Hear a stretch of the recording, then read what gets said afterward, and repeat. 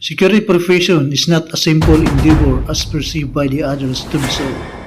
The common practice is we're trained mostly in the art of protecting lives, assets, and property with regards on law and criminal procedure.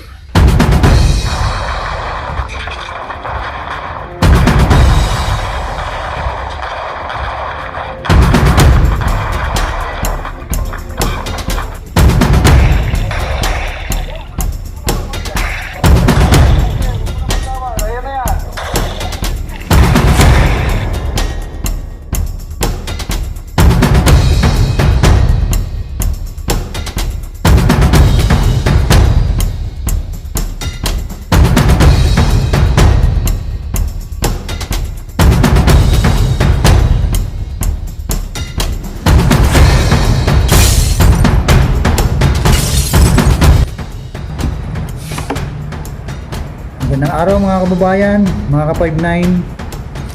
Talong lang natin mga kababayan na gustong pasukin ang mundo ng security industry bilang isang security personnel.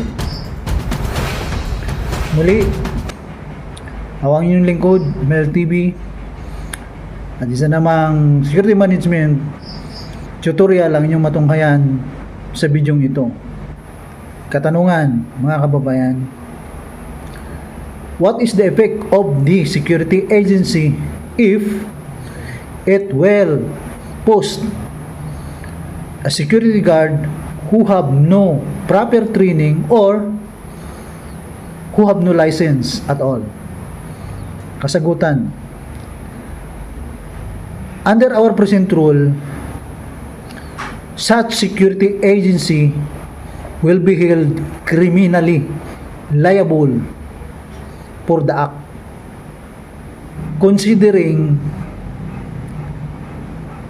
the lives of the other person are put into rest upon posting a person who possessing firearms without any background of handling it,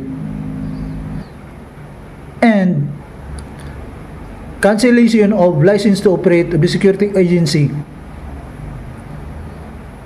will be imposed, mga ka-59.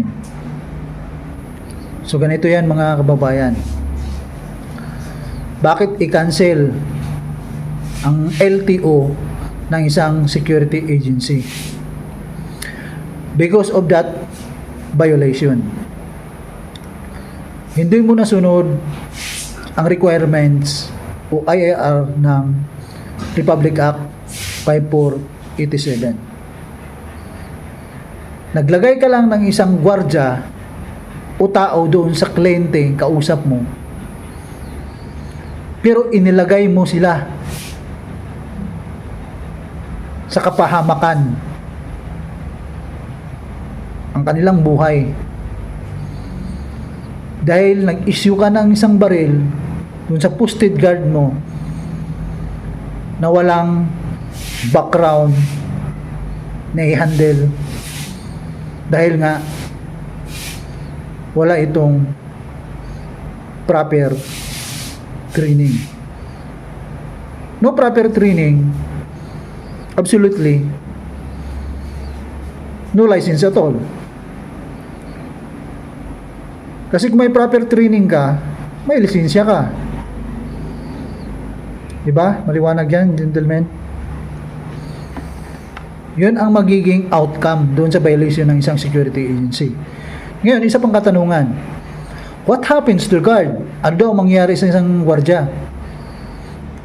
The guard will be suspended in his work at lifted lamang ito kapag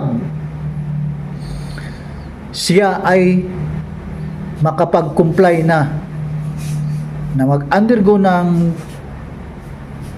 proper security training at magkakaroon na siya ng lisensya para ma-exercise niya yung pagka bilang security personnel. He will not be jailed. Hindi siya makukulong. For working in order to live is not a crime. Galing ng batas natin din, ano? Yan ang sinasabi natin, the dictate of necessity is cannot be prohibited. Ganda mga ka-59, ano? Maliwanag mga ka-59, mga kababayan. Hope meron naman tayo natutunan sa tutorial na ito, security management. Muli, ako si Mal TV, ang iyong lingkod. Huwag kalimutan i-click ang notification bell kung bago ka sa aking channel. Subscribe, like and share na rin para sa ating mga kababayan, para sa guidance ng ating mga bagong o gustong pasukin ang mundo ng security industry bilang isang security personnel. Keep safe mga kababayan, keep safe mga ka-59. Bye-bye.